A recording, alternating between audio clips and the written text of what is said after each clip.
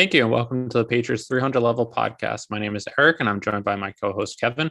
Welcome back for our 20th episode this week, where we'll be breaking down this past Sunday's game versus the Dolphins, discussing news around the NFL, and previewing Saturday's upcoming playoff game versus the Buffalo Bills.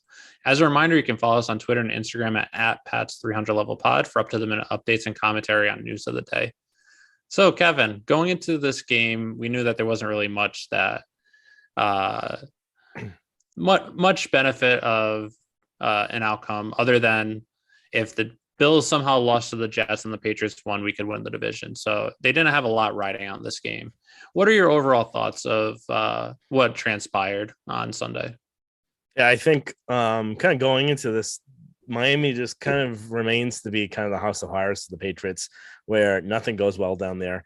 But it's kind of more of a culmination, not even of just that, but just how they've played over the last four games, excluding the Jaguars game. You really needed to kind of piggyback off that Jaguars game, have a good game with the Dolphins. So that way you're kind of running feet first into the playoffs.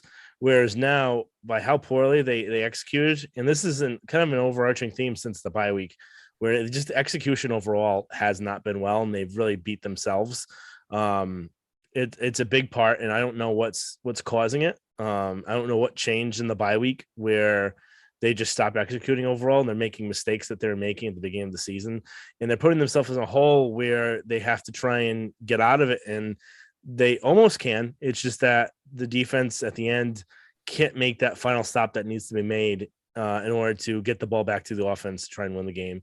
And that's been just a key overarching theme for the Patriots season this year, where you look at every single loss they had pretty much. You look at the Saints, they couldn't make us, well, even looking back at the Dolphins, the first game, they had that Harris fumble, but they had the opportunity to stop them, get the ball back with a decent amount of time and try and score to get the lead. They could not make a stop. The Saints game, they were down within one score, 8 points, could not make a stop. There was the Buccaneers game where they needed to make a stop at the last drive. They couldn't make a stop, and then they had to try and go forward, and that's when they ended up missing that field goal. And just pretty much all of the games this year, Colts game, Cowboys game, every single loss they've had, Colts Even game, the Bills game, every single loss they've had has been a one-score game and the defense has had the opportunity to make a stop and they can't. And that's just a big theme, and I don't think it's something that can really be changed now. I think number one, I don't think they have the talent, but if you look at old Patriots teams, this team is more talented than the 2011 defense team.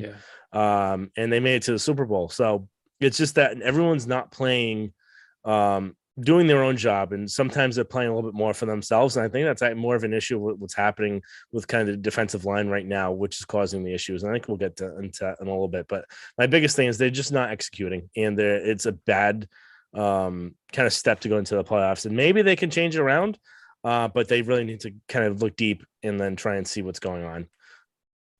Oh yeah, exactly. And in those games too, the frustrating part was, outside of maybe the Cowboys game, is they were getting stops in the drives leading up to that final drive. And then that final drive, you think they'll get the stop because they've done it the rest of the last however many drives, and then they just can't do it. Part of me thinks that it's been 7 times this year where they needed to get a stop and they didn't. Maybe 8 times the Texans game, they did get a stop and they won, but 7 out of 8 times they just couldn't do it. That they're due for it to finally happen. There's no proof that they can do it, but you would think if they've had it happen this many times, they're due for it to happen. And at least we're in the playoffs where maybe the luck goes their way, but it's not really optimistic since they haven't been able to do it. Other thing is, in a lot of these losses, we saw it the first 6 weeks of the season, and we thought maybe it's just extension of preseason, still early on, where we're seeing a lot of just bad penalties, unforced errors, false start penalties when you shouldn't, offsides, even just bad fumbles or bad interceptions. And then during their 7-game winning streak, we didn't see any of that. And we thought they finally figured it out. They're going to be rolling the rest of the way. And then after the bye, what we saw is those unforced errors coming back, stupid penalties, just bad mistakes that you don't really see. During the 7-game winning streak, we saw insane interceptions. And then the last few games, we saw balls that should have easily been intercepted where they just drop it. We saw it in the Bills game, we saw it by Jamie Collins, and then twice by JC Jackson. This game, we saw it by Devin McCourty and then a couple other times. I think we saw it in the Colts game too, a few interceptions that they normally typically catch and they just didn't do it. So in their losses, everything's just going not their way, but they still kept it competitive, which is kind of a miraculous thing. Of those games, they played some of their worst football and they still had a shot at the end. So it's just frustrating. I don't know if this last game, since they knew that it didn't really mean anything because the Jets probably weren't going to beat the Dolphins, or weren't probably going to beat the Bills, that regardless of what happens, it doesn't really matter. And they might have been less focused, but it looked like during the week that they were pretty focused, at least from what we heard, what we saw, or what the media saw in the limited time that they saw. So I don't really know what to make of it. Maybe it's just Miami playing in Miami, but it's now a winner take all every single week. So you can't afford those miscues going forward. Yep. Kind of looking at the offense now. What do you really think about the running attack, the O-line, that sort of stuff? I thought they played pretty well. I know Damian Harris and Stevenson got banged up for a little bit, so they were just relying on Brandon Bolden. But when he was in the game, he was actually pretty effective. He was fast and pretty quick and elusive that we didn't see earlier on in the season, even when he was running the ball. We've seen it from him when he's a receiver, but you haven't really seen as much as a runner, and he was pretty effective. So I thought they played pretty well. The O-line had some good aspects and bad aspects, or some good plays and bad plays. There was one where Onwenu just got completely beat when he was, I believe he was on the left side as a tight end and just let the guy go right by him for a sack. He just didn't have a good game. And I don't know if something that Mike Reese brought up that I think is a fair point is they're playing him all over the offensive line where he's just not getting enough repetition and enough consistency, where it seems like his play is slipping. And granted, the first 10 weeks of the season, he was probably your best offensive lineman, one of your most consistent players. But ever since Trent Brown came back and he had to move to tight end, he just hasn't been as effective. He's still been good as a tight end, but this game we really saw his play dip. But I thought their running attack was pretty good considering what they had, but that's definitely going to need to be a key focus again this upcoming week. Yeah, I don't think I have much to really add on that. I think the running attack, I was actually pleasantly surprised with Bolden how he played in the running game as well. Kind of really going to the defense now, because that was, I think, the biggest issue before we get to some of the other mistakes. I think kind of the biggest key, we kind of touched upon this before, not getting the key stops, not being disciplined. And I think that really goes for up front the most. We're not really seeing a disciplined pass rush where you're containing the edge, and people are just running upfield right now. And it's kind of like everyone's playing for themselves and they're not playing as a team and they're not doing their own job. And that's the biggest thing with this defense. And we saw, again, I think I made a comment of this last week or the week before in the 2018 Super Bowl. There was a key emphasis, and they kept showing this throughout the game, about that line being a straight kind of edge. Everyone's sealing it so that way it contains everything in the middle, not people rushing up and kind of not containing the edge at all. And we're seeing that a lot now. We're seeing that with the interior. We're seeing it with the edge rushers, and especially with Judon now. I'm not even sure if it's fully injury now.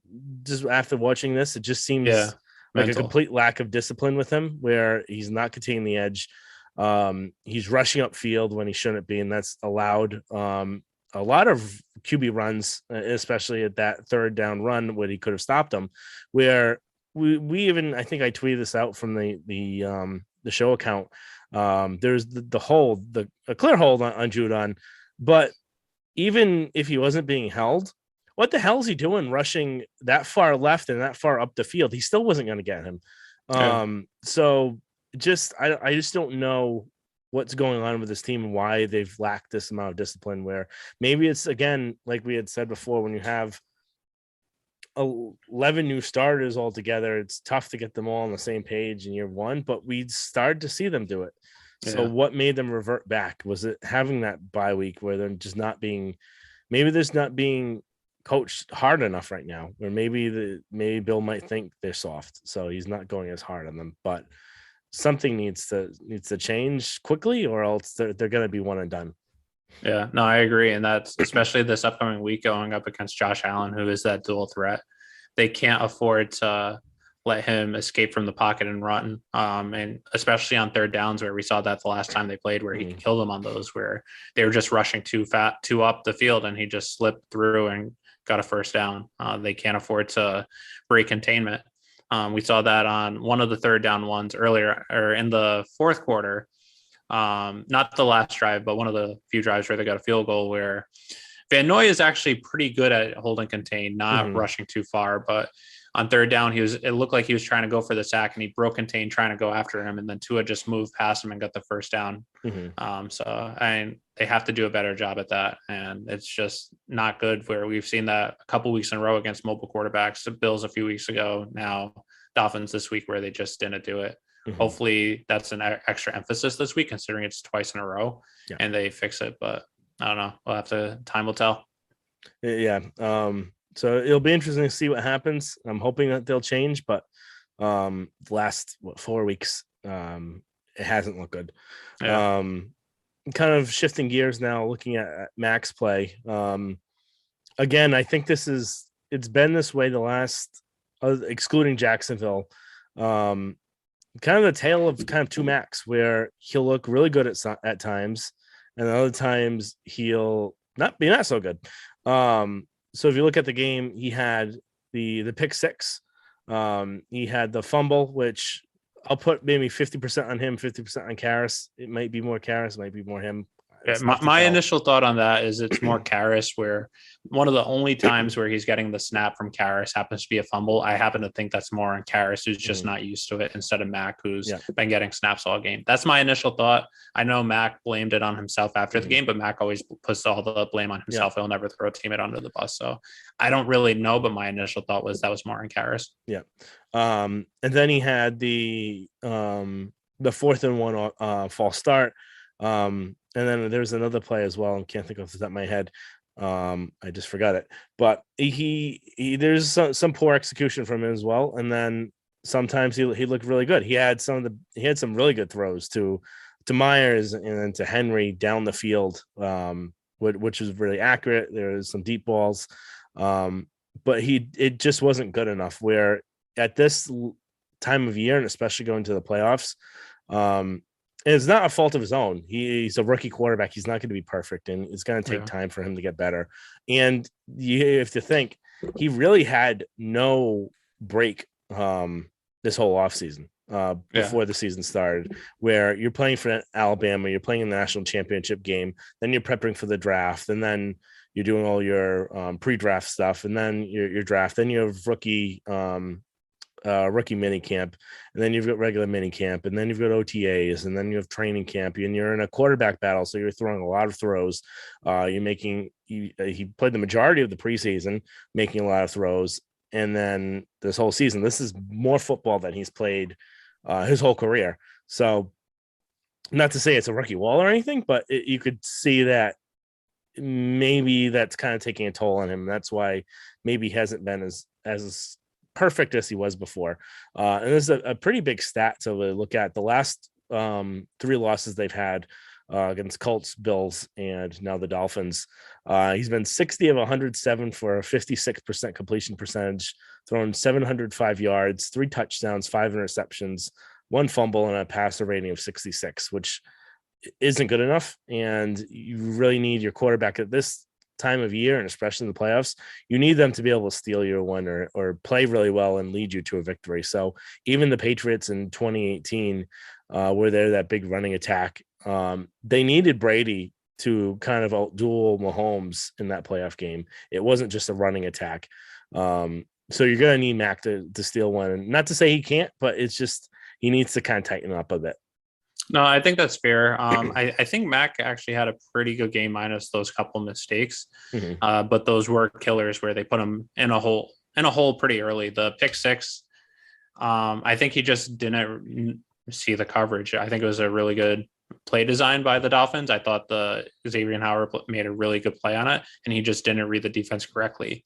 I think part of that's just being a rookie where he's just not used to seeing that. I think as time goes on, he'll be more used to that, more accustomed to it, and won't make that same mistake. But the thing with Mac that has impressed me this year is whenever he makes these mistakes, he always comes right back and doesn't let it affect him.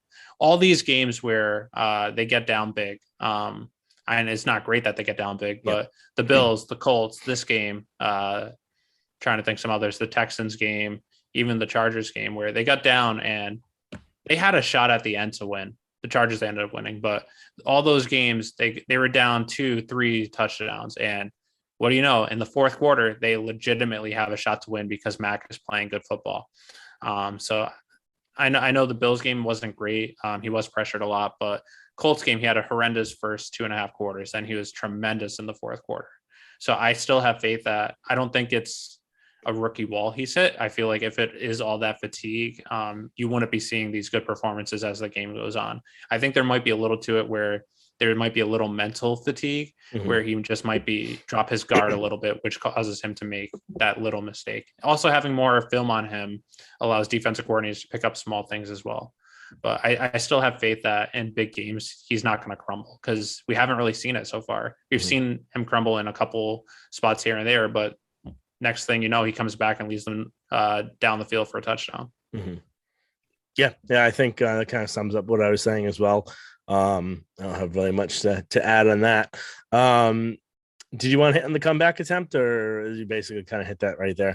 Pretty much that at least with this team, I know that they've had some down performances. They're not playing on all cylinders where they're making uncharacteristic mistakes, turnovers, and everything, and they get down big. But we've at least seen a fight from them every single week. Even they haven't won most of those games, but they at least fought back to have a shot to win.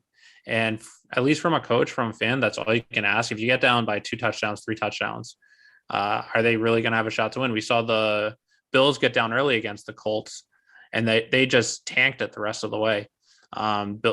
Colts won 40-something to 3 or 40-something to 9 or 10, where they didn't have a realistic shot. The Colts got up big against the Patriots, and they came back and had a shot to win. So they at least have that fight where if they get down early, it's not good because if the Patriots score in the first quarter this year, they're 8-1. 7-2, I think. Or if they score first, they're 7-2. Yeah, I had it right here. When Patriots score in first quarter, they're 8-1. When they don't score in the first quarter, they're 2-6. And then when the Patriots win the turnover battle, they're 8-0. When they lose the turnover battle, they're 1-6. So I think those two stats are really staggering, where it shows if you hold on to the football, you're going to have a really good shot at winning. If you don't get in a big hole, you're going to have a good shot at winning. And you don't have to put in all that energy to fight back and have to rely on your defense to make a stop where you haven't been able to see that this year. So, and they have fight, which is good. Just hope that they don't get into those holes. They have to start quick and just keep their foot on the gas all 60 minutes. Yep. Couldn't say it better myself. Going on to 3 up, 3 down. I think we kind of put in our 3 up beforehand. We have a pretty similar one. So if you want to if we could just alternate 3 up, just describe why we picked who we did. My first one, which I think was your first one as well, was Brandon Bolden. He had a really good game when Stevenson and Harris went down. They had to rely on Bolden as being the main running back. And we've seen at times where he looked slow as a running back. He had some bursts. He had that really good 20-yard rushing touchdown. And he was effective as a running back. He wasn't as good as Harris and Stevenson, but he held his own. And then him being that dual threat out of the backfield as a receiving running back has just been tremendous for him, for the Patriots this year. All scrimmage yards, he has over 600 yards this year. So he's been really effective for them, and he was probably one of, if not their best players. He's also had some good blitz pickups too. Yep. I think he was really effective, really quick. Had those, I think, 2 touchdowns. I think he played really well in this game. It was probably his best game this year. Next person I had Hunter Henry. I think he played really well, except in the kind of the run blocking game, and he was blocking a lot more this game.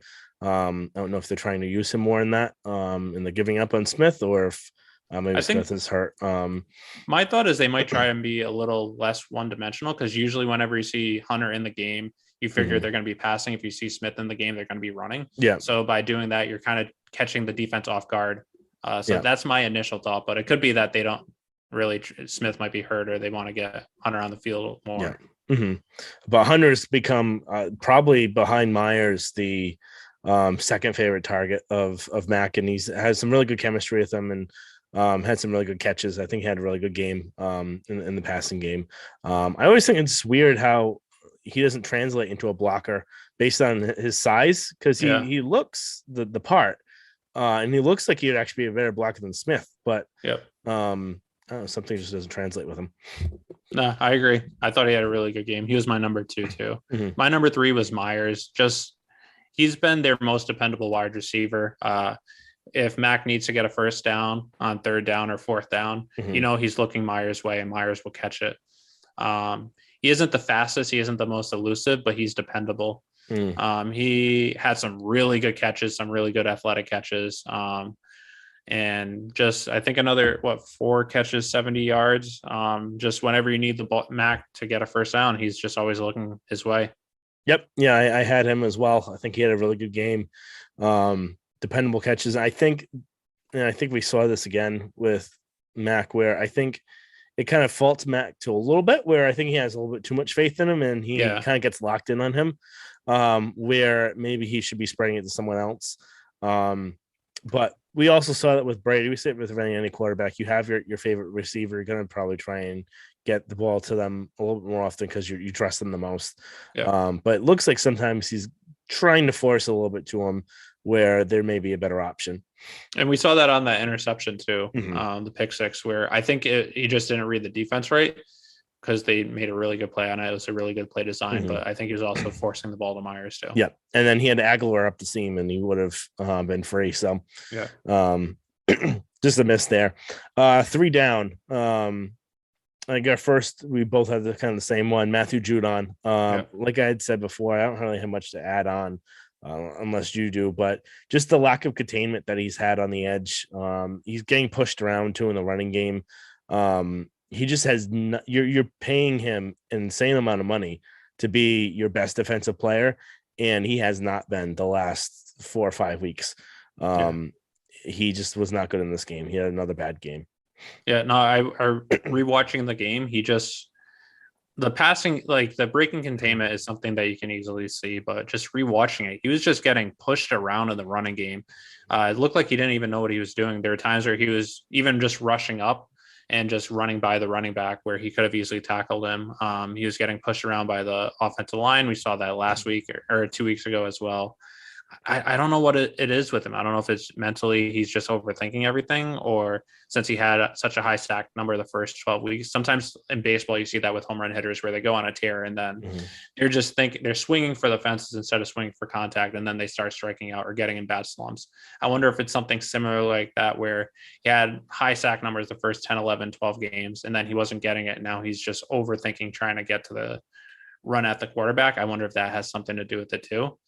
I don't know what it is, but he was in the running for defensive player of the year first 10 weeks of the season, and he just hasn't been good lately. And it's concerning because you need him to be good, especially if you're going to be without Jalen Mills and possibly without Sean Wade, which isn't as big of a deal, but he is a depth cornerback. If you're going to be without one of your starting cornerbacks and Judon isn't making plays on the field, rushing after the quarterback, you're going to be in trouble, especially with a quarterback who has shown that he can eat up this defense. He's shown that on occasion this year where he had one of his best games. He showed that last year on Monday Night Football too. So you need him. He is one of your most important players to rush the quarterback and make an impact on this game. Yep. I don't really have much to add on that. I think he's got to play a lot better. My next one, Mac Jones. Like I said, he didn't have a completely bad game. I just think that when you're the quarterback, you need to be sharp when it comes to this time of year. And I think just there's times where he's not.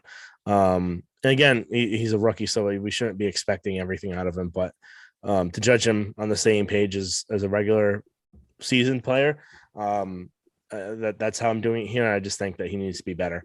Not that I don't think he's going to be good in the future, but I think that just those mistakes are what really put them in a hole to begin with. I disagree with you on putting him in your bottom three. I understand why you did. I know he had some big mistakes that really cost them, but I thought he had a pretty good game outside of those 1-2 plays, which in the playoffs, those 1-2 plays can be the deciding factor. We saw that Miami week 1, where there were other factors why they lost week 1, but that Damian Harris fumble inside the 1 yard line is just, or inside the 5 or 10 yard line, 5 yard line. It was another game. I think the Cowboys or one other game where he fumbled inside the 1-2, but just, we see one or two plays having a big difference. But I thought, besides the fact him coming back, him being down 3 scores in the fourth quarter and having them have a shot to potentially win the game, I thought he did play really well.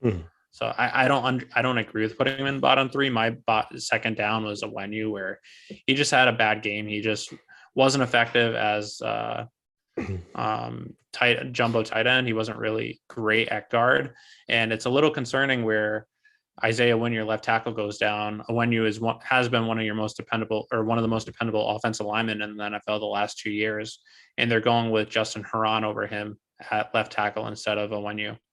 We'll have to see this week. Isaiah Wynn was back at practice this week, I believe. I don't know if he practiced today. No, he did not. He was projected to be limited yesterday. He didn't practice today, but if he does come back, it's not as concerning. But if he doesn't, depends. Do you put Trent Brown at left tackle? Do you put Wenyu at left tackle? Do you put Justin Ron at left tackle? And what do you do? You need to keep Mac not being pressured. We saw him get pressured during the Bills game a couple weeks ago, and he just had one of his worst games of the year. So it is concerning that he didn't have a great game. Hopefully it was just that one day, but we'll have to see. Yeah, I think if Wynn is out, I still think it's unlikely that Owenu will play left tackle or Brown, just because they've never practiced it this year. And that's been a big thing with them, where you'll probably just see Haran slip in the left tackle spot because it's something that he's practiced and played, where neither Owenu or Brown have played an ounce of left tackle at all. So, but Brown has in the system back in 2018, and then he did in OTAs too. So he has some experience, but he has been good at right tackle too. So. My next down was special teams in general. This is just another game where it's just, I don't know. Jake Bailey has had touchbacks and poor situations. There is the Bolden, even though he didn't make contact with him, there was a poorly called penalty, but there was bad form. Yeah. So what are you doing trying to make a tackle like that? Yeah. Where all you had to do is he was short of the line anyway. So you could have stopped him. So like, what are you doing in that instance?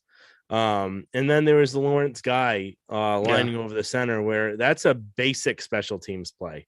That's something you learned back in Pop Warner, where you never line up over the long snapper. Yeah. And so I understand if maybe he just was setting up quickly and just didn't have time, where it was being rushed. He got down and just didn't have time to move over, but he was just lined up completely up against the long snapper, which is just something you can't do. And it's just, I don't get it. That's one of the worst penalties I've seen from this team all year, just because of A, it is one of your most dependable veteran players who has played on special teams, and B, it's just one of those things that you learn early on and just not to do.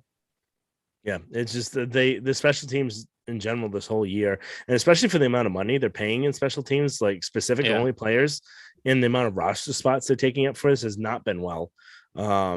And I just hope that Bailey's hurt, because not to hope injury on anyone, but by how poorly he's played this year, it's just that if he's not hurt, he's definitely probably going to be going next year. Yeah, Matt Araiza, if he is hurt, there may be a competition. So yeah, I think that's fair. Yeah, special teams was my third down as well, just with how poor it's been. I think the only game where I think, outside of Nick Folk, I think the only game where it was a high point was the Chargers game. And that's considering how bad their special teams is.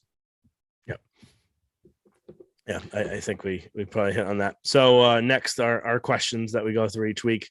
First one, I'll say it and then let you talk about it because I missed this and I don't have one ready, so I'll get a minute to think about it. So Pat's regular season awards, MVP for the Patriots this year. Big kick, Nick. That's kind of sad.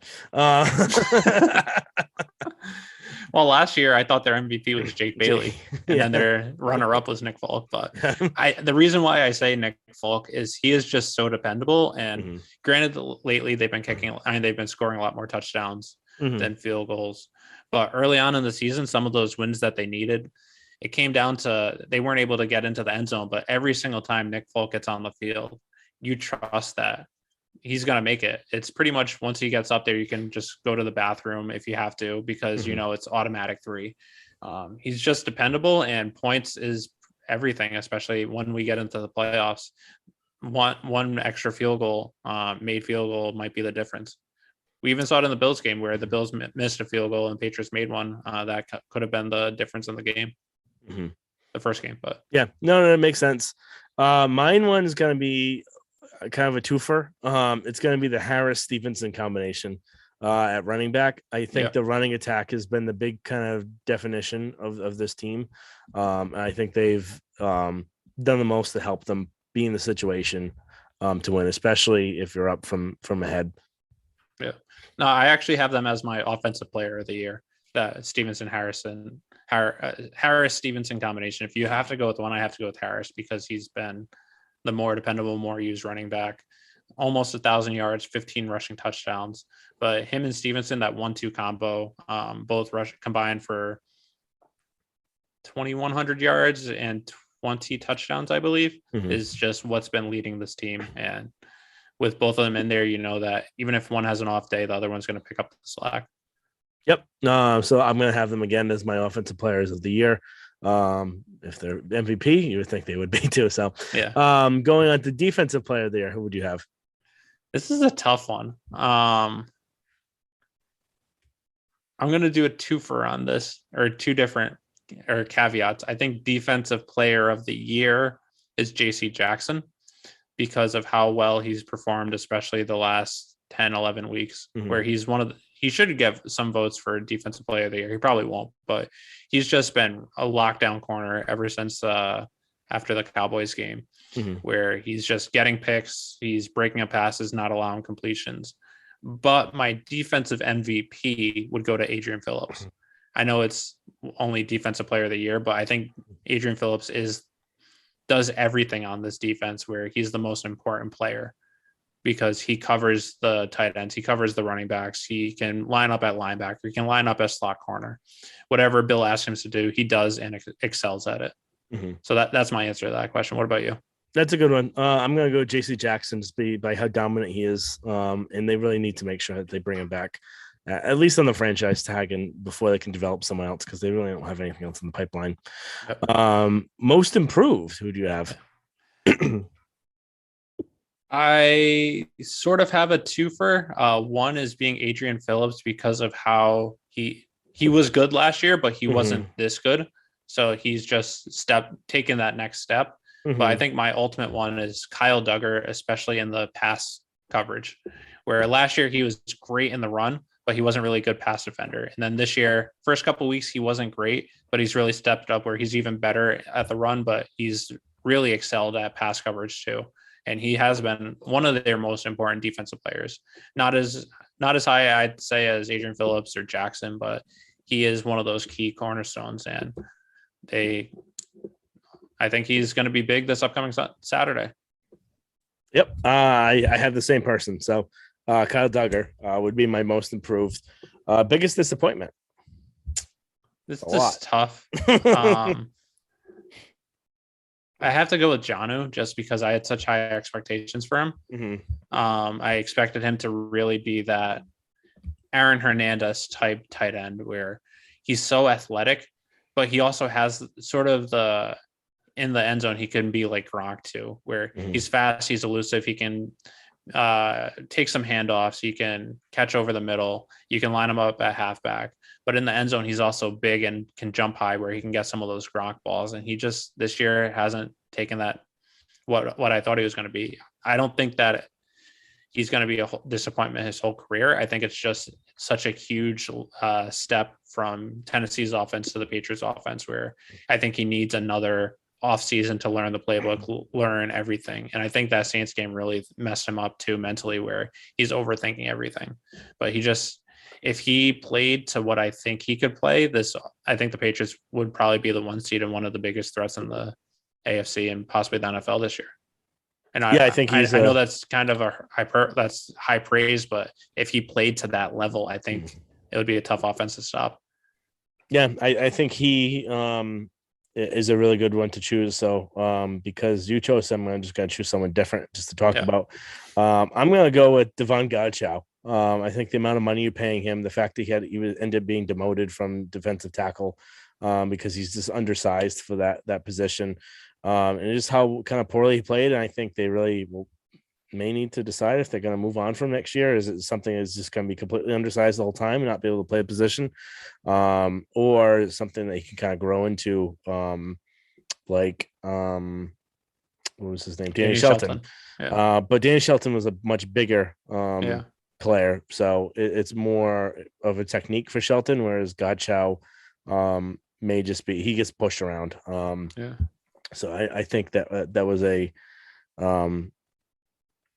pretty big disappointing spot because the run defense was supposed to be revamped.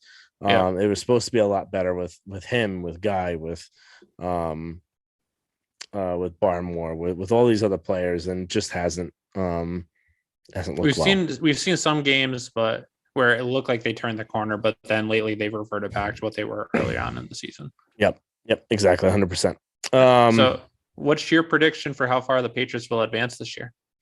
This is really tough because this year is so strange with in the NFL completely, not just the AFC, but everyone, where any team could beat anyone any week. And usually that was the case really all the time in the NFL, but this year it seems more like that. I'm still thinking probably one win, and then lose in the divisional. But I could see them winning even more than that because looking through this, if they beat the Bills, they're facing Tennessee. Is Derrick Henry going to be healthy? That's the big question. He's going to play, but how healthy is he going to be? And that's really the key aspect. Because I don't think Tannehill's beating you, but is Derrick Henry going to beat you? Especially by how much running they're allowing lately. It's going to probably be a lower scoring game, so it may be in their favor where you're both running a lot. So that's really a toss up there. I don't think anyone's going to dominate the other one. And if they win that, playing with house money, who knows? But I'm going to say if I had to bet anything, I'd probably bet. Actually, if I had to bet anything, I'd probably bet they would lose the Bills game. I don't think they will, but judging by how they played the last 4 weeks, they haven't played well. So my gut says, though, they'll probably beat the Bills and then lose in the divisional. I think that's fair. My prediction is they make it to the AFC Championship game. I know the way that they played the last 4 weeks isn't really indicative of that, but I think based on how cocky the Bills were after that last game, how the Patriots played their worst game of the year, the Bills played their best, and the Pats still had a shot at the end to win. I think based on how pretty much all their losses are just unforced errors and just stupid mistakes, I think that knowing it's the playoffs, they correct that. And I think they're going to win this week. I have not been a big fan, or I have not bought into the Titans. I wasn't bought into them in 2019 when they beat the Patriots and made it to the AFC Championship game. I wasn't bought into them last year. I'm still not bought into them. I don't think they can win with Ryan Tannehill. I don't think Derrick Henry, based on his injury, the type of injury it is going to be able to be productive. I think he might be like 80% of himself, which is still a top 10 running back. But for the Titans to win with but like an average, above average defense and a below average quarterback, you need Derrick Henry to be Derrick Henry. And I don't think he's going to be that. So I think the Patriots will be able to move past the Titans. I think they'll lose the next round if they face the Chiefs, but they do historically match up well against the Chiefs. Bill knows how to shut them down. So I wouldn't be shocked if they were able to make it to the Super Bowl. And then in the Super Bowl, one game, anything can happen. We've seen that 2001 when the Patriots beat the Rams. We saw it in 2007 when the Giants beat the Patriots. We saw it in 2018 when Patriots were low going into the playoffs, and they beat the Rams, one of the high scoring offenses. So you never really know when you get to that one game. So I think if I had to put money on it, I'd honestly putting money that they make it to the AFC Championship game. But I also wouldn't be shocked if they lose to the Bills, where they just been so inconsistent this year. If they have another game where they have these stupid turnovers, they're not going to be able to win. So we'll have to see. Yeah, it's complete. I wouldn't be shocked if anything happens. Yeah, really. Super Bowl prediction. You want to go first? Or you want me to go first? I'll go first. This is a tough one, but I think it's a rematch of last year, Bucks versus Chiefs, and I think Brady pulls out his eighth Super Bowl. I think the way that Aaron Rodgers is so stat heavy and trying to show like how great he is, I think he's going to be shown up again by Brady this year. Rams are too inconsistent. I don't believe in the Cowboys. Cardinals have a shit coach. Jimmy G is going to get hurt, and then the Eagles aren't going to win. So I think it's just going to be Packers, Bucks, and I think Brady once again goes to Lambeau, beats Aaron Rodgers if Aaron Rodgers doesn't lose the first round, and then makes it to the Super Bowl. I think the Chiefs, I know they have holes, but I think just Patrick Mahomes in the playoffs, I think they're going to find a way to get there. I wouldn't be shocked if they don't. I wouldn't be shocked if they lose for not first round because they're going to kill the Steelers, but if they lose to Bengals or even the Patriots or another team, but that's my prediction. I think because you pick that one and I'm teetering between who's going to win the NFC Championship game, I'm going to go with my other one. It's going to be the Chiefs versus, can you guess? You're going to say 49ers and Jimmy G. 49ers and Jimmy G. One kind of stat, I was going to bring this up a little later on, but Jimmy G is 45-18 his career record as a starter. He's only started 47 games. I don't think that's true. I'm on Football Reference right now. He's played 63 games. He started 47. Well, he's 45-18. He has a winning percentage of 714. The only quarterback that's higher than him, actually, there's two quarterbacks higher than him. I can't remember the first one because Otto Graham. Other than Otto Graham is Tom Brady. He's going to beat Tom Brady in the NFC Championship game. He's going to lose in the Super Bowl again because his coach is going to choke because he's not a winner. And Jimmy G is going to ride off in the sunset the following year and win the Super Bowl with Sean Payton. I think that's a bold prediction. Just one thing to say is the winning percentage you have of him at 73%. Is that correct? 714. His winning percentage or his start percentage of starts games where he was supposed to be the starter and didn't start is 57%. So according to your statistics, which are kind of skewed because some of them are games he went in when Brady was quarterback. Those are 11 of the games when he was with actually more than that. 11. 15 of the games were when Brady was quarterback with the Patriots. But anyway, besides the point, he is so hurt, and I don't think he's going to last it through the playoffs. I think he's going to get hurt, banged up, the thumb or something else is going to pop up, and then Trey Lance is going to get killed. But we'll have to see. I'm just not a big Jimmy G guy. I agree that Jimmy is not tough. Yeah. So if he has an injury, this is barring no injury. If Jimmy has an injury, there's no shot of him playing. But if Jimmy is healthy, well, not any worse than he is now, because I know he has that thumb injury. If Jimmy's not any worse than he is now, Jimmy's consistently shown he's a winning quarterback. Yeah. It's just he's not tough. So I think a dome would really help him well. That's right. So I think that's why Saints would be a good place for him next year. Yeah. So I just looked based on Football Reference. They say that he started 47 games and he's 33-14 in the regular season, which still puts him at a winning percentage of 70%, which is still insane, but still higher than Peyton Manning. Yeah. And most quarterbacks. I think small sample size, but what? Most quarterbacks are 600 or lower. Yeah. All right. The next question kind of brings where I get that Jimmy stat. Where does Mac rank among the playoff quarterbacks? So that's a tough one. I have him number 10 of quarterbacks with him ahead of Jimmy G, Tannehill, Hurts, and Roethlisberger. With the caveat, in a playoff game, I would rather have Mac than Matthew Stafford. I think Stafford's a better quarterback at this time, but I think he's just a loser. After the game where the Rams were up 17-0 against the 49ers in the first half last week, and then the Rams ended up losing that game, losing the 2 seed, and they dropped down to the 4 seed. After the game, he said that it was a tough environment to play. It was a home game.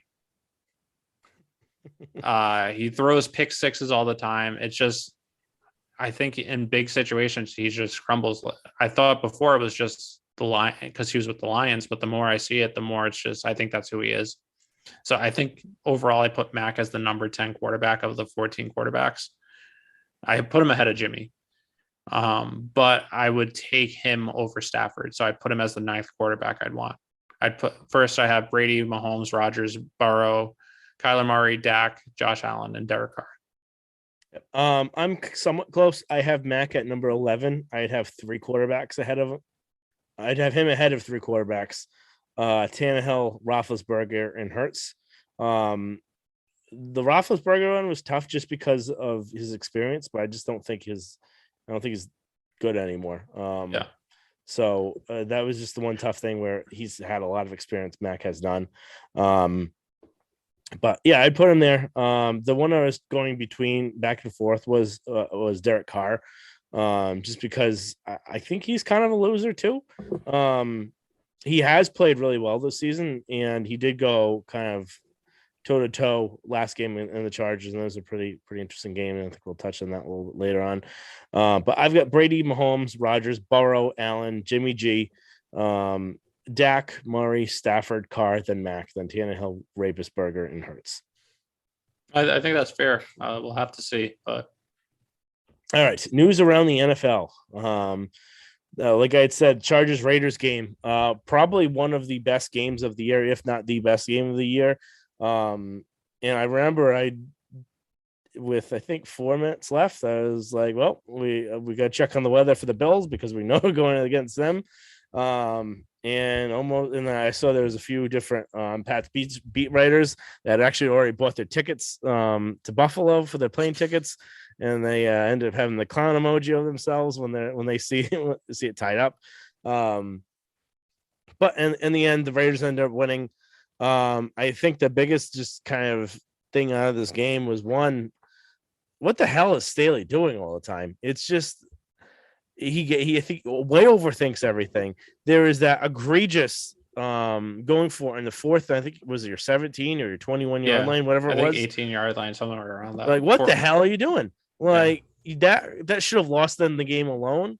And then there was the timeout where they still ended up running the next play, but they put themselves in a worse position where, first of all, the Raiders were perfectly content with having a nice run and running it out.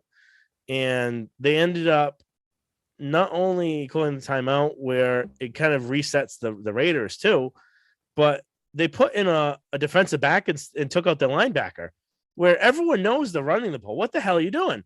It's just one thing where we'll talk about. I'll talk about it when we get to the third thing. Yeah. And I think you're going to say the same thing as me. But yeah, I don't know what Staley's doing. And the thing is, it's not just this one game. He's been doing this all year. Mm-hmm. I know the media fell in love with him because he had a couple press conferences where he said some like interesting stats or how he views the game, and everyone was enamored with him. But in big games, he pulls this all the time. We saw this against the Chargers not the Chargers. They are the Chargers against the Chiefs a couple weeks ago, where they should have won that game, but he just miscue after miscue after miscue. He's just either overthinking it or just an absolute idiot. Yeah. And I don't know what. There's no way the Chargers, as talented as they are, should have missed the playoffs. And I blame a lot of that on their coach. Yeah. Next one, Colts. They ended up losing to the Jaguars, who are 2-14. It's just another thing where I think the Colts, I don't know if they're regarding it yet or they may be soon, but the Wentz trade, I never knew he was this bad. Yeah, I didn't Based either. on a few years ago, I always thought he was a decent quarterback, but this year he has not looked good. Yeah. Like the first half of the year, he looked decent, but then the second half, he's just looked atrocious. Yeah, it's looking like the Eagles got a really good trade out of that. They get a first round and I think a third round. Yep, first round, third round, and then 30 million in cap space for next year. So it's a win-win for them. They go in the playoffs this year. The Colts are out. Yep. I think that's just the big thing where I think Wentz is a loser. Yep. No, I agree. And I couldn't watch the entire game because I was at the airport and on a plane. But from what the parts that I could see, it's just like, it looked like the Colts just gave up. And then the Jaguars, which were fighting for the 1 seed, where they shouldn't have tried to win the game. I believe they ended up getting the number 1 pick anyway. Not the 1 because seed, the Lions won too. But they had nothing to play for, and you're going into a game against a team with only 2 wins. You win the game, you're in the playoffs. And just put that performance, it's just atrocious. I was wondering after that if they were going to fire Frank Wright, because going into the last 2 weeks, all they had to do is either beat the Raiders, who I still don't think the Raiders are a great team, but they played well, or beat the Jaguars. And to lose both of those games after big wins against the Patriots and the Cardinals. After the Patriots game, I thought that the Colts were going to lose to the Cardinals because they pretty much played like the Super Bowl. The Patriots like it was their Super Bowl. I guess I was just a week off where the last 2 games they just completely fell off because they put so much time and energy into the Patriots and Cardinals, and they kind of overlooked the Raiders and the Jaguars. So I think after that performance, Frank Wright should have been fired, but I don't know. We'll have to see next year. It's going to be tough for him to win with Carson Wentz as his quarterback. And if you don't want him as your quarterback, you're committing so much 30 million cap space at him. No one's going to want him this year or next year after how bad he was this year. So yeah, it's a pretty tough thing for him. Last thing, actually kind of 2 things, because there was a new break of yesterday or today, I think. Maybe it was yesterday.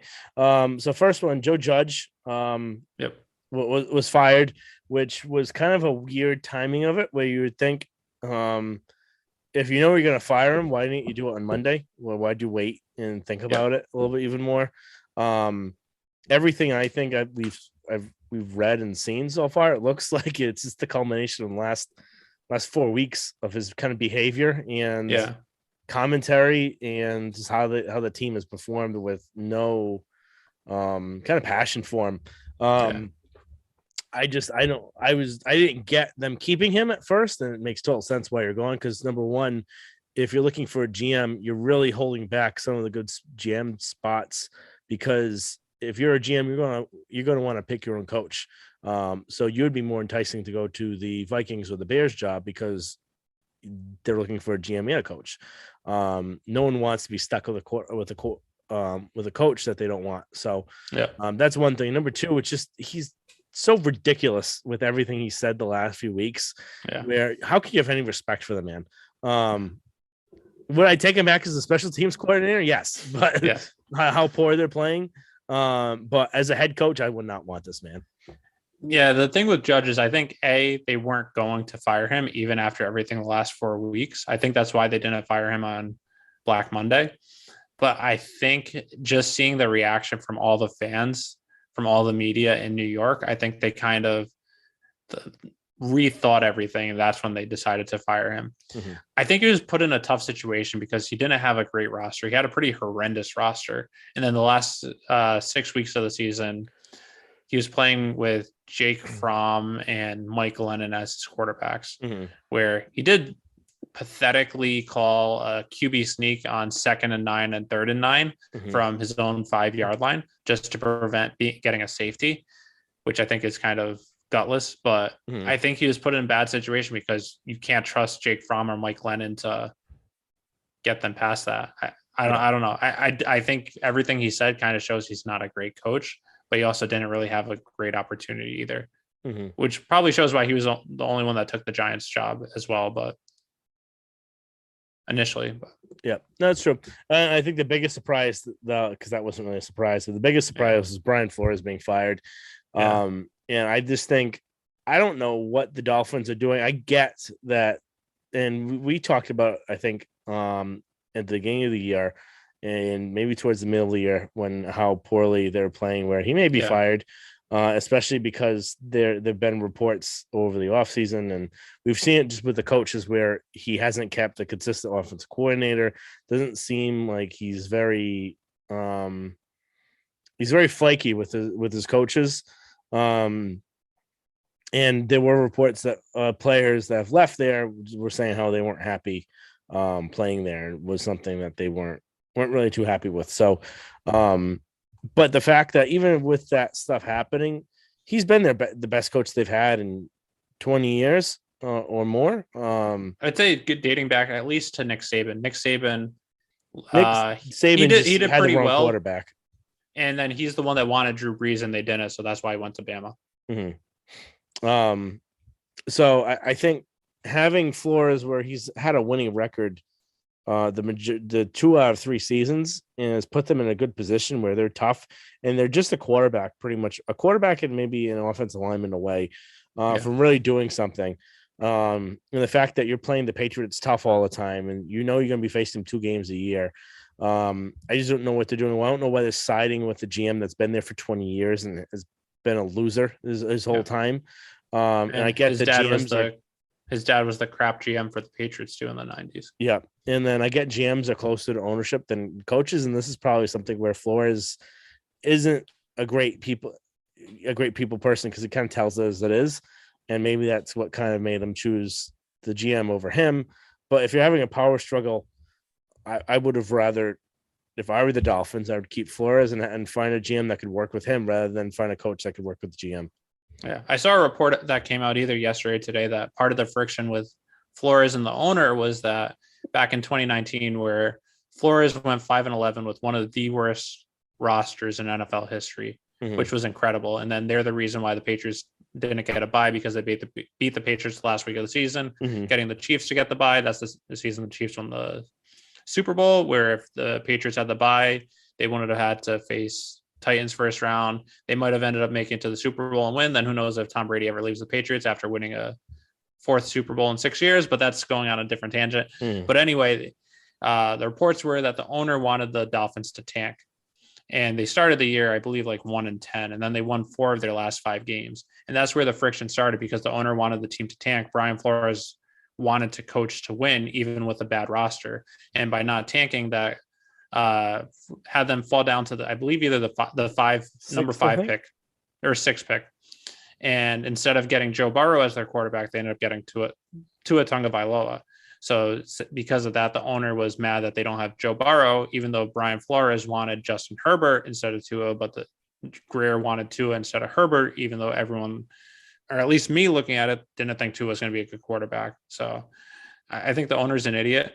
I think that it's going to be tough for him to get a great coach because A, they still have Greer as the GM, and seeing how they fired Flores, who was a great coach, I think they're going to be stuck with the Bill O'Briens of the world as their coaches. Yep. And it seems like he may be getting a job with Jacksonville, possibly. Yeah. So should be interesting down there. And then I think one thing you had, I think, originally mentioned, and I'll just kind of steal it right now, but a good spot for him, what should happen is looking back at the Chargers, where if you were the Chargers, would you rather have Flores or Staley? I'd rather fire Staley and have Brian Flores as my coach. Yeah. If you could talk to Flores' agent and see if he'd sign with the Chargers, I would fire Staley right now. And even if he's not, I'd fire Staley and get Josh McDaniels or Brian Daboll. They can't be as bad as Staley cost them 3, 4, or 5 wins. There's no way a team as talented as the Chargers should go 9-8. Yeah, I agree completely. Now looking forward, Patriots Bills. If we want to have a quick kind of preview of this game, what we're thinking is going to happen. We faced the Bills twice now. Game 1, you can kind of like throw out a little bit because we're not going to probably ever see that ever again. You can throw out parts of it, but keep parts of it. Yeah. The reason why I say that is because you can't really throw Patriots throwing 3 times. You can't consider that. But the Patriots offensive line and defensive line just manhandling the Bills. was, I think, a momentum setter. And if you're going to win this game, I think they have to bully the Bills again like they did that game. Yeah. And the game right now, I think the temperature is set to be 0 degrees Before wind chill. Before wind chill. But no, I don't think there's really going to be any wind that night. So no wind, no snow, no rain.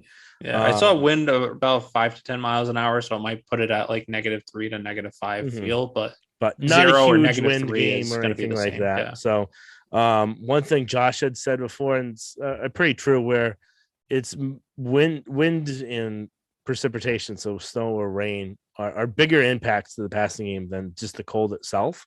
So it hopefully shouldn't impact Mac as much, but we've never seen him play in that conditions and what you have to wear. So I don't know if all of that kind of Under Armour stuff may just get in the way of him throwing, but we'll see. I know just Josh.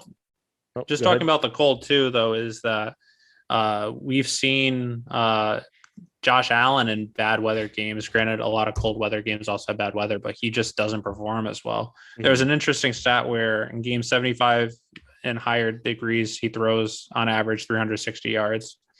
Games 50 to 74, 321. Games 50 degrees or less, his average is 144 yards per game. Mm-hmm. And he even came out this week saying it sucks playing in cold weather. It's something mental that he has to get over. But by even saying that, it kind of shows that he hasn't really gotten over it yet. He does say that he gets poor circulation in his feet and hands, which is part of it. So he has to stay warm. But at that cold temperature, it's going to be interesting to see if we see the Josh Allen from a couple of weeks ago where he shredded the Patriots, or if we see the Josh Allen from the week after where he was horrendous against the Falcons. Mm-hmm. Yeah, it should be pretty interesting. And that was a bad weather game. My guess would be we're not going to be seeing Josh Allen from game 2.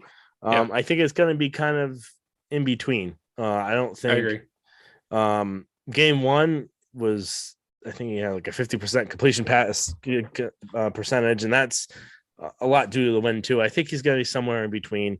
I do think they're going to make he's going to have at least 1 or 2 bad plays, because he always does. Even last game, he had, I think, 2 plays that could have been intercepted and that could have changed the result. There were 2 J.C. Jackson ones and then 1 Jamie Collins ones. All right.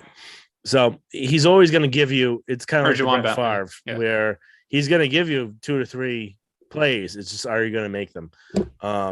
So I think I would like to see that they make at least 1 or 2 of them, and then see who kind of wins the turnover battle. I think the biggest kind of thing going into this is that they have to play a lot better. They have to execute, and they have to have a better defensive game plan going against them, where you can't have this soft zone.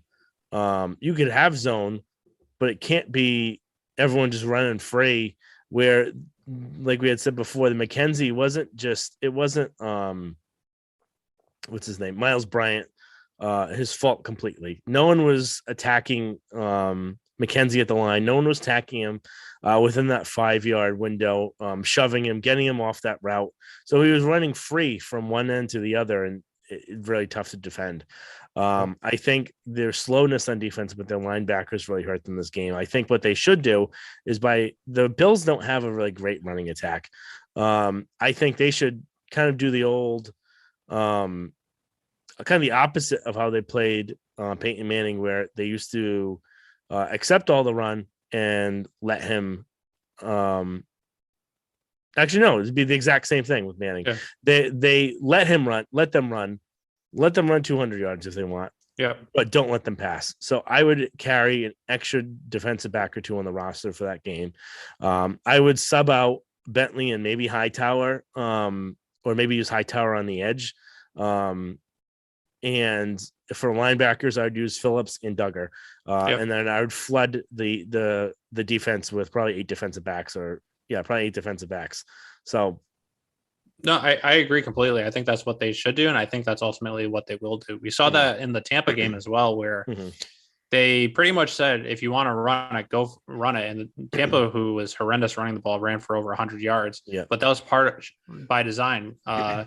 Belichick's notorious game game plan from when he was Giants defensive coordinator against the Buffalo Bills was to slow down the Bills' explosive offense in the 90s Bills, not current Bills, was let them. I want the Bills to run for over 100 yards. He told his defense that. And they were like, what the hell are you talking about? We don't want to give up 100 yards. And what he was saying is by letting them run, A, you're slowing the game down, but B, by committing to the pass, I don't think Jim Kelly is smart enough to dissect a defense. So if he has to throw the ball, I don't know if he's going to be able to understand our coverages too, but it also slows the game and eats up clock, and it keeps the Bills pretty much, it keeps it a closer game. So I think we're going to see that. Yep. But also just brings me back a little bit to when the Dolphins played the Ravens this year, when the Dolphins, surprisingly, when they were 1-8 or 1-7, beat the Ravens, was they pretty much also blitzed with some faster linebackers or even defensive backs. And that might be a way to get Josh Allen too, where if you're just blitzing 4, you can keep a spy in the middle. So if he breaks containment, but you're also having someone fast rushing after him. We've seen that when he gets blitzed, when he's under pressure, he's not a really good quarterback. So that might be something interesting to see too, especially if you go with a smaller set, you have someone faster running after him. So even if he does break containment, they can run after him and he doesn't get a big gain. Yeah. I think that's a pretty good game plan. Anything else you want to hit on the defense before I go to the over under and the score? Yeah, one big thing is right now Jalen Mills test positive for COVID on Tuesday. It's going to be tough for him to test out. It is possible. He has until Saturday at 4 p.m. But being without, I know Mills hasn't been he's been, some people love him, some people hate him. He is slow, but he has been a dependable starter. And without him going up against a good passing attack, it's going to be tough. We'll have to see who takes his spot if he is out. If it's going to be Juwan Williams, if it's going to be Ross, if it's going to be Bryant, Sean Wade, if he comes back to, he probably won't in time, but should be interesting to see. It's going to be definitely a big loss. And then also the Bills are going to have Cole Beasley, who they didn't have the last game when the Bills pretty much shred you to shreds. I think Bill Belichick's going to have a much better defensive game plan this week. And I think it's going to be a close game, but I think they're going to have a shot as long as they don't have those stupid bad turnovers and stupid penalties. I think they have a good shot to win. Yeah. Right now the Bills are favored by 4.5 points, over under 44. What do you got for a score? I have them at Patriots 24, Bills 20, right at the over under. I could see it going a little higher, a little lower.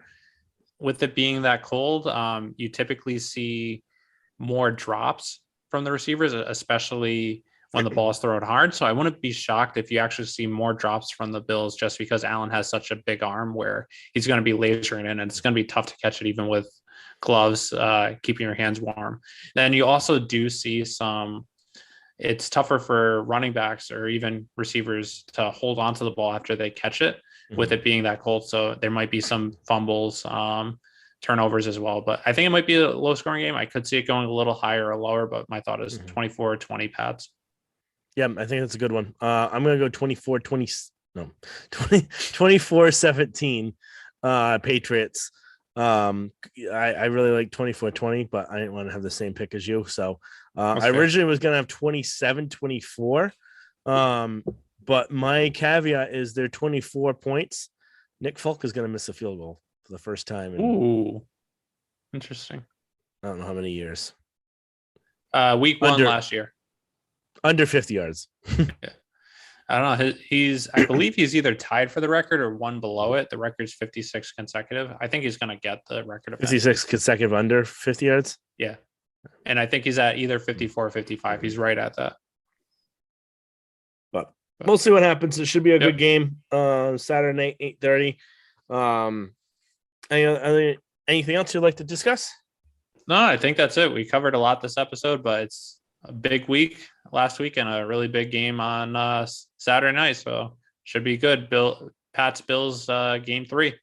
Yeah, it should be a fun, exciting game. We look forward to discussing it and hopefully future Patriot games for the Yep. postseason next week. So I hope you enjoy this episode, and we'll be talking to you next week. Make sure you subscribe, rate, and review. Follow us on Twitter and Instagram at Pat's 300 Level Pod. And again, we're on YouTube as well if you just consume us on the regular podcast. So thank you very much, and look forward to talking to you next time.